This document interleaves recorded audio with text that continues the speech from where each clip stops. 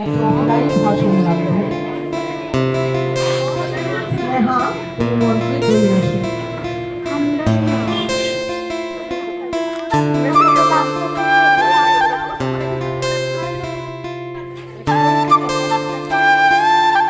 দিনটা ছিল ফেব্রুয়ারির 14 তারিখ, যে দিনে মানুষ ভালোবাসার মানুষকে নিয়ে ঘোরাফেরা করে।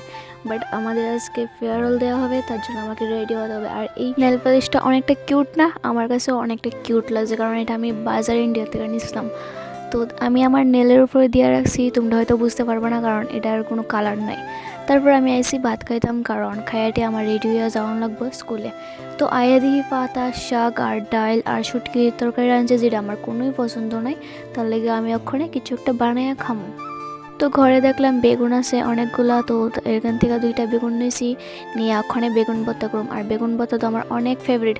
তো এদিকে বেগুন ভর্তা করে লাইছি, আর এদিকে শসা অনেকটি পচা গেছিলো গা, নষ্ট হয়ে গেছিলো গা, তো আমি 2টা কাটটা লিয়ে লাইছি। তো আমি আর বৌদি খামো ওখানে, খাইয়ে আমার রেডি হয়ে যাইতে লাগবো স্কুলে। তো আমি আজকের ভয়েসটা একটু স্লোলি দিয়েছি, কারণ অনেকে আমারে কইছে যে ব্লগ টক সব ঠিক আছে, বাট ভয়েসটা একটু চেঞ্জ দরকার। তাহলে আমি একবারে না হোক একটু একটু করে চেঞ্জ করার চেষ্টা করতেছি।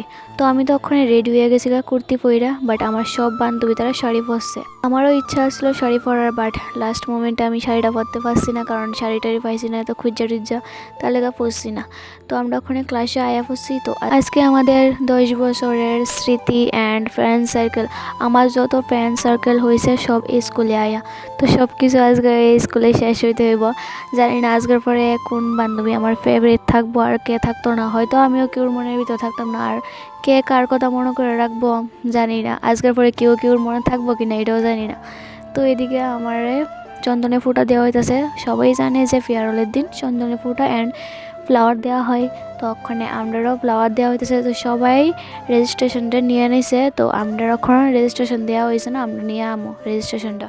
তো এদিকে আমরা ফ্লাওয়ারও দেওয়া হয়ে গেছে গা। আর ওখানে ম্যাম আমরা নিয়ে অনেকগুলো বক্তব্য দিব, অ্যান্ড আমার ছোট বোন উমা তাইও এদিকে বক্তব্য দিতেছে আমরা নিয়ে অনেক কিছু। আর যত সময় যেতেছে এত যেমন সবাই একটু একটু স্যাড হয়ে যেতেছে গা, ইমোশনাল হয়ে যেতেছে গা আর কি। তো ফাইনালি আমরা ম্যাম তারা আমরা নিয়ে অনেক কিছু কইছে, অ্যান্ড আমরা বুঝেও দিছে যে আমরা ফাইনাল বোর্ড এক্সামটা কীভাবে দিতে হইব, আমরা অনেকভাবে হেল্প করছে।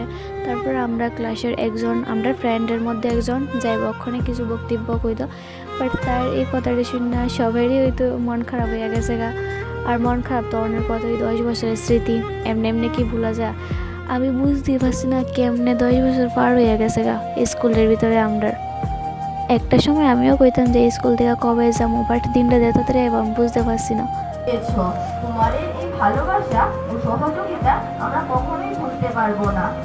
আজ থেকে তোমাদের নতুন পথে যাত্রা শুরু হতে চলেছে এবং ভবিষ্যতে তোমাদের নিয়ে অনেক চ্যালেঞ্জ ও সুযোগ অপেক্ষা করছে।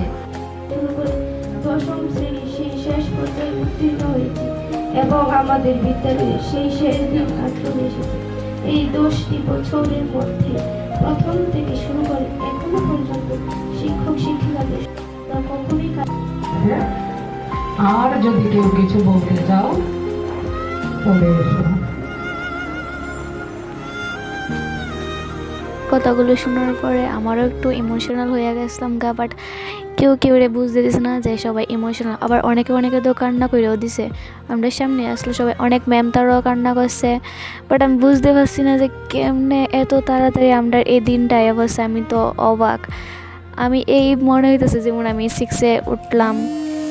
সবাই একটু স্যাড হয়ে গেছে, কেউ কথাও কইতে পারছিল না। আর অন্য প্রোগ্রাম হইলে কিন্তু আমরা কথা কইয়া সিটে এলে, বাট আজকে কোনো কথাবার্তা হইছে না আমরা। আর ম্যাম তারা আমরা অনেকভাবে বুঝাইতেছিল যে কোনো যাতে অসুবিধা না হয়, আর কইছে যে কেমনে চলতে হইব, অ্যান্ড ম্যাম তারার কথা অনুযায়ী চলার চেষ্টা করুম। আর এদিকে ওখানে আমরা বাইরে গেছি গা, আমরা প্রোগ্রামটাও শেষ হয়ে গেছে গা। তারপর আমরা অনেকে ম্যামের লগে ফটো তুললাম, ম্যামের প্রণাম করলাম। আর কেমনে জানি না আজকে দিনটাও গেছে গা হঠাৎ করে। আর আজকে লাস্ট ডে, হয়তো আর কোনো বান্ধবী আমরা মনে রাখবো কিনা জানি না, আর সবাই আমারও মন থাকবো কিনা এটাও জানি না। অ্যান্ড যতদিন পারি এতদিন মনে করে রাখুম সবাইরে। তখন আমি বাড়িতে আইসি আয়া বদিরে ফুলটা দিয়ে গেছি হ্যাপি ভ্যালেন্টাইন্স ডে।